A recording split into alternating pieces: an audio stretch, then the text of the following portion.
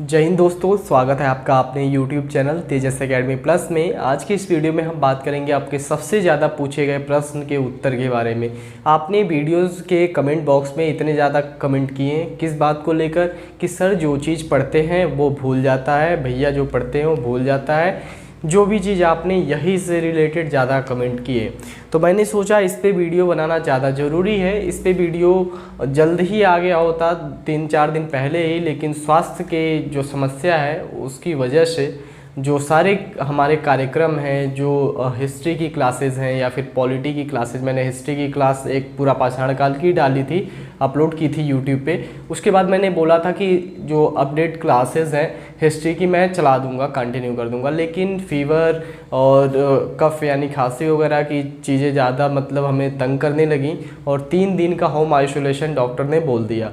तो इन सारी समस्याओं की वजह से जो भी हमारे कार्यक्रम थे सारे रद्द हो गए, लेकिन हम प्रयास कर रहे हैं, थोड़े थोड़े स्वास्थ्य में सुधार आ रहा है। अभी देखते हैं आगे क्या टेस्टिंग वगैरह की बात है, टेस्टिंग होगा तो क्या समस्या आती है। लेकिन अगर कोई समस्या दुर्भाग्यवश आती भी है तो हम होम आइसोलेशन में रहेंगे तो भी आपको वीडियो प्रोवाइड करते रहेंगे, प्रयास करेंगे। बस स्वस्थ रहें, मतलब सामान्य जनजीवन बना रहे तो सारी चीज़ें कंटिन्यू हो सकती है। लेकिन सबसे बड़ा प्रश्न यही था आपका कि हम याद करें कैसे। तो एक चार्ट है या फिर ग्राफ कहें, जिसके ग्राफ के माध्यम से आपको चीज़ें हम समझाएंगे इस वीडियो में। ये ग्राफ काफ़ी इंपॉर्टेंट है आपके लिए। ये एबिंगास महोदय हैं, इन्होंने विस्मरण चक्र यानी भूलने की प्रक्रिया, जो हम चीज़ें कोई भी चीज़ याद करते हैं या पढ़ते हैं उसको भूलने की प्रक्रिया कैसी होती है उस पर इन्होंने अध्ययन किया और बताया, और इसका समाधान क्या होगा इस पर भी हम बात करेंगे। इसलिए वीडियो को आप पूरा ध्यान से देख लीजिए। जीवन में आपको कभी कठिनाई नहीं होगी, कभी दिक्कत नहीं होगी, बस आपको ये चीज़ फॉलो करना पड़ेगा किसी भी हाल में। यानी जीवन मरण की स्थिति आ जाए, लेकिन ये पैटर्न अगर आप नहीं छोड़ते हैं पढ़ने का, तो मैं ये गारंटी ले सकता हूँ, क्योंकि ये साइंटिफिक तरीका है, मैं अपने मन से तो बता नहीं रहा हूँ, रिसर्च के माध्यम से ये सारी चीज़ें आई हैं एबिंगास महोदय के द्वारा। तो ये सारी चीज़ें आपके समक्ष में प्रस्तुत करने वाला हूँ। तो बात करते हैं हम इस जो बोलते हैं ग्राफ के बारे में। तो ये ग्राफ क्या है, देखिए 100, 80, 60, 40, 20 और 0 यानी 20 के गैप पे ये ग्राफ बनाया गया है। ये है 100%। देखिए आपको समझाता हूँ, ये नीचे लिखा है समय, जो समय है कितने समय के बाद कितनी हमारी प्रोडक्टिविटी बचती है। मान लीजिए कोई पुस्तक हमने पढ़ी, उसके 2 चैप्टर पढ़ लिए, ठीक है। 2 चैप्टर पढ़ने के पश्चात क्या होता है, हम तुरंत अगर उस चैप्टर को बंद करते हैं, उस पुस्तक को बंद करते हैं तो हमें 100% याद होता है। परंतु जैसे ही हम 20 मिनट पश्चात, पुस्तक को बंद करने के 20 मिनट पश्चात देखते हैं तो हमें केवल 58% ही याद रहता है। बहुत बड़ा अंतर, यानी लगभग 42%, लगभग क्या 42% मान के चलिए आपका जो प्रोडक्टिविटी है घट जाता है। यानी जो चीज़ें आपको याद थी 20 मिनट पहले वो 42% भूल गई। और फिर यहाँ पे एक आता है 44, यहाँ में थोड़ा सा डेटा गड़बड़ हो गया, यहाँ 44। जब 1 घंटा जैसे बीतता है तो 44% पे डेटा आ जाता है, यानी आपको सारी चीज़ें भूल के 44% ही आपके पास बचती हैं जो चीज़ें आपने पढ़ी थी।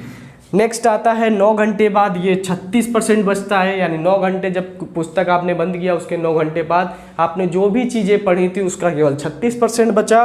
फिर यही चीज़ें 2 दिन बाद, 2 दिन बाद देखेंगे तो 28%, 6 दिन बाद ये 25% और 31 दिन बाद देखेंगे तो मात्र 21%। कितना बड़ा वैल्यू का लॉस हो रहा है आपको। जो चीज़ आप दो चैप्टर आपने पढ़ा किसी पुस्तक का, उसमें से 100% आपने पढ़ा, लास्ट में 31वें दिन 21%। औसतन ये ग्राफ निकाला गया है, तो औसतन 21% चीज़ें आपकी उस चैप्टर की याद रहती हैं। 21% आपको याद रहती हैं। अब इस ग्राफ को हम थोड़ा सा स्टडी करेंगे। जैसे देख रहे हैं आप, यहाँ 100% तुरंत हमने पढ़ा तो 100% याद था, लेकिन 20 मिनट में तुरंत ही हमको 42% का लॉस हो गया। फिर एक घंटे में ही 44%, लेकिन 9 घंटे बाद 36। अब यहाँ से देखिएगा जो समय जैसे बढ़ रहा है, ये घटने की रफ्तार है वो कम हो जाती है। अब जहाँ 20 मिनट में ही 42% घट रहा है, वहाँ 36 से 21% आने में मतलब 31 दिन लग जा रहे हैं।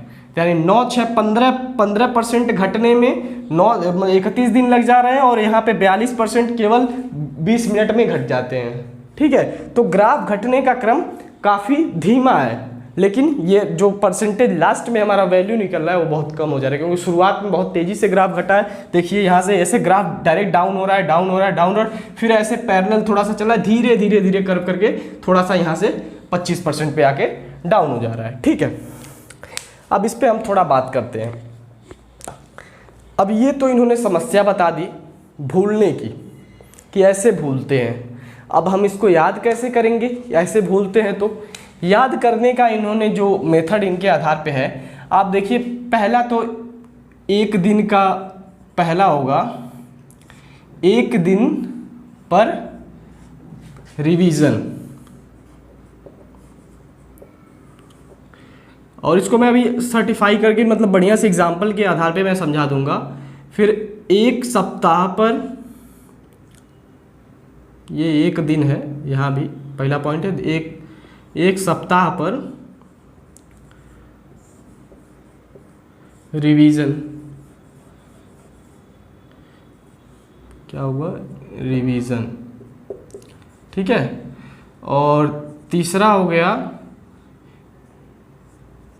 आज थोड़ा सा मानसिक संतुलन भी ठीक नहीं लग रहा है बुखार की वजह से, लेकिन मैं प्रयास कर रहा हूँ, सही है, कोई त्रुटि हो तो क्षमा कीजिएगा, लेकिन अपनी तरफ से मैं 100% प्रयास कर रहा हूँ, कोई गलती ना हो। एक महीने के पश्चात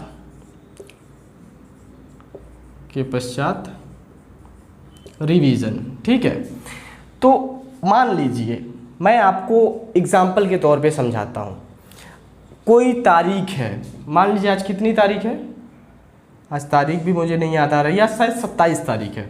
मान लीजिए आज 27 तारीख है, तो 27 तारीख को आपने क्या पढ़ा, मान लीजिए आपने पॉलिटी का प्रस्तावना पढ़ा, एग्जाम्पल के लिए प्रस्तावना पढ़ा, प्रस्तावना टॉपिक आपने पढ़ लिया, बढ़िया बाकायदे से पढ़ा कि प्रस्तावना के किस वाद में आया कि प्रस्तावना संविधान का अंग है, किस वाद में आया ये अंग नहीं है, किस वाद में आया कि सब प्रस्तावना में संशोधन हो सकता है, प्रस्तावना में किन बातों का उल्लेख है, प्रस्तावना में बातों का क्रम क्या है, प्रस्तावना में कितनी बार संशोधन हुआ है, ये सारी चीज़ें आपने पढ़ ली। लेकिन जैसा ये ग्राफ कहता है कि आप 100% जब पढ़ते हैं तो तुरंत याद रहता है, उसके 20 मिनट बाद ही 42% गायब, 58% बचता है। तो इसको करने के लिए क्या करना है आपको, ये पहला मेथड तो यही लगाना है, 27 को आपने पढ़ा तो इसको 28 को दोबारा पढ़ना है। ठीक है, कब पढ़ना है, 28 को। अब 28 को पढ़ लेंगे, उसके पश्चात कब पढ़ना है, 28 में ये 30 का महीना है तो मान लीजिए 5 तारीख, फिर 5 को पढ़ना है। हम इसको मिटा देते हैं ग्राफ को तब तक, क्योंकि ये सही स्पष्ट आपको दिखेगा नहीं। आप ग्राफ बनाना चाहे तो बना लें, कोई ज़रूरी नहीं है, मैं समझाने के लिए आपको बताया था। फिर अगले महीने में ये 5, ये नवंबर आएगा ना, हाँ नवंबर को पढ़ लीजिए। 3 आपको रिवीजन करना है। ठीक है, इसके बाद प्रस्तावना की भूलने की संभावना बहुत ही कम हो जाएगी, इसके पॉइंट हम भूलें। लेकिन अब लोग कहेंगे क्या हम प्रस्तावना ही केवल हमें जीवन में पढ़ना है क्या, नहीं, हमें पता है क्योंकि जीएस का पोर्शन बहुत बड़ा है, जीएस जीके का, तो आपको बहुत सारी चीज़ें पढ़नी है। तो 27 को आपने अगर प्रस्तावना पढ़ा, इसके साथ कुछ और मान लीजिए इतिहास का आपने पढ़ लिया, महाजनपद काल पढ़ लिया, ठीक है, तो ये क्रम जो है, मान लीजिए प्रस्तावना का जो क्रम आपको 28 को रिवीजन करना है एक दिन बाद, तो 28 को करेंगे, फिर एक सप्ताह बाद करना है, एक सप्ताह बाद तो 5 तारीख को करेंगे, फिर एक महीने बाद करना है, फिर अगले महीने नवंबर की 5 तारीख को करेंगे। तो आप सोचेंगे कि हम रिवीजन ही करते रहेंगे क्या, पढ़ेंगे कब, और सारे टॉपिक कैसे पढ़ेंगे, 2 ही टॉपिक पढ़ेंगे एक दिन में। तो आपने 2 टॉपिक आज पढ़े 27 को, तो 28 को इनको मान लीजिए अगर इनको पढ़ने में 4 घंटे आपके लगे तो 20 मिनट में इनका रिवीजन होगा, 20 से 20 मिनट। ठीक है, 20-20 मिनट इनके रिवीजन में जाएगा 28 तारीख को। देखिए आप ध्यान से एकदम दिमाग लगा के यहाँ पे देखते रहिए, बहुत आसान भाषा में समझा रहा हूँ। 20-20 मिनट रिवीजन में चला गया, ठीक है, 20 मिनट रिवीजन में आपका एक एक टॉपिक पे चला जाता है, तब भी तो आपके पास 3 घंटे 20 मिनट बचे ना, 3 घंटे 20 मिनट, मैं 4 घंटे का एवरेज बता रहा हूँ। इसको तो आपकी पोटेंशियल आपको बढ़ानी पड़ेगी, 6-6 घंटे पढ़ने पड़ेंगे, 5 घंटे 6 घंटे पढ़ने पड़ेंगे, क्योंकि सिलेक्शन आपको बता दें काफ़ी डिफिकल्ट होने वाला है। काफ़ी कंपटीशन आप देख रहे हैं, बेरोजगारी का जो अभी आंदोलन हो रहा था तो इसमें कितने छात्रों ने इसमें मतलब छात्र जो सड़कों पे आए, सोशल मीडिया पे इन्होंने किया, तो मतलब सरकारी नौकरी को लेके काफ़ी मतलब एक कहें तो मार मची है, लूट मची है। लोग प्राइवेटाइजेशन में विश्वास नहीं रख सकते हैं, मतलब वो लोग सिक्योरिटी चाहते हैं, तो इसमें कंपटीशन ज़्यादा है, तो आपको संघर्ष तो करना ही पड़ेगा, इसलिए आपको समय देना पड़ेगा। तो हम अभी यहाँ बात कर रहे थे रिवीजन की 20-20 मिनट, 3 घंटे 20 मिनट बटा।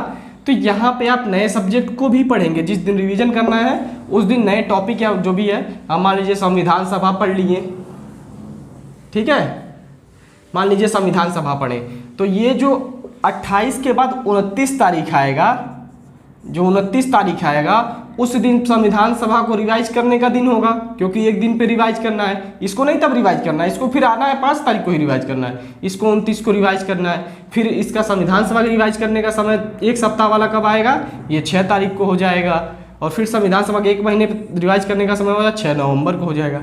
बस यही क्रम रख के आपको याद करना है। सारी चीज़ें नहीं याद हो गई तो जो कहिएगा सो संभव है, ठीक है।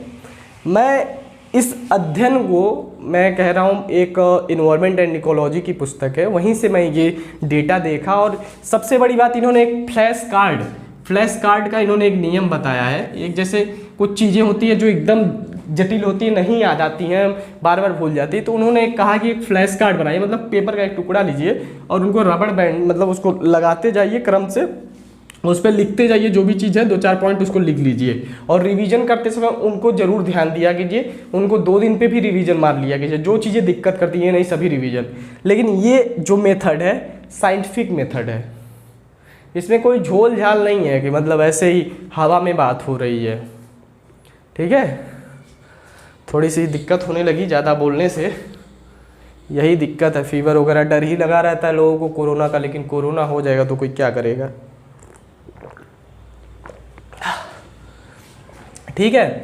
तो यही है, बार बार आप लोगों ने प्रश्न पूछा कैसे याद करें, तो ज़रूरी था हमें इस पे बात करना, क्योंकि हम नहीं बात करेंगे तो कौन बात करेगा, क्योंकि सभी टीचर तो भाई, टीचर मैं सभी की तो मैं ही बात कर सकता, कुछ लोग हो सकता है हों, लेकिन इन सब चीज़ों पे किसी का ध्यान नहीं जाता है कि जो छात्रों के समस्याएं हैं उनका समाधान किया जाए। बहुत देरी से हमें खुद पता चला था ये सारी चीज़ें, धीरे धीरे सीखने पे उम्र बीतती है तो आदमी कहीं उनसे पता चल गया, किसी सीनियर से पता चल गया, तो छोटी छोटी चीज़ें इकट्ठा हो जाती हैं। तो हम जब एक ऐसा प्लेटफॉर्म है, सोशल मीडिया है, यूट्यूब के माध्यम से हम सारी चीज़ें दे सकते हैं और हमें कुछ लाभ भी हो सकता है, आर्थिक लाभ भी मिलता है हमें यूट्यूब से, अगर मिल सकता है आने वाले समय में, दीर्घकाल में ही, तो हम क्यों ना साझा करें, ठीक है। लेकिन फिर भी लोग पता नहीं क्यों इतनी कंजूसी दिखाते रहते हैं, लोग ये सारी चीज़ों बात नहीं करेंगे, बस ताम झाम इधर से उधर, ये कर लो वो कर लो, ऐसे कर लो, पढ़ लो। फैक्ट पे बात करिए ना, कॉन्सेप्ट पे बात करिए। तो यही सारी चीज़ें हैं। आपको अगर इसमें कोई चीज़ नहीं समझ में आई है तो भी आप कमेंट बॉक्स में कमेंट करिएगा, और प्रयास करता हूँ मैं जल्द से जल्द आपकी जो क्लासेस हैं वो शुरू कर सकूँ, थोड़ी सी स्वास्थ्य और सुधार आ जाए, क्योंकि रेगुलर क्लास लेना 1-1.5 घंटे, मतलब पूरा 2-2 क्लास अगर लूँगा तो 20 मिनट 25 मिनट का तो क्लास होगा ही।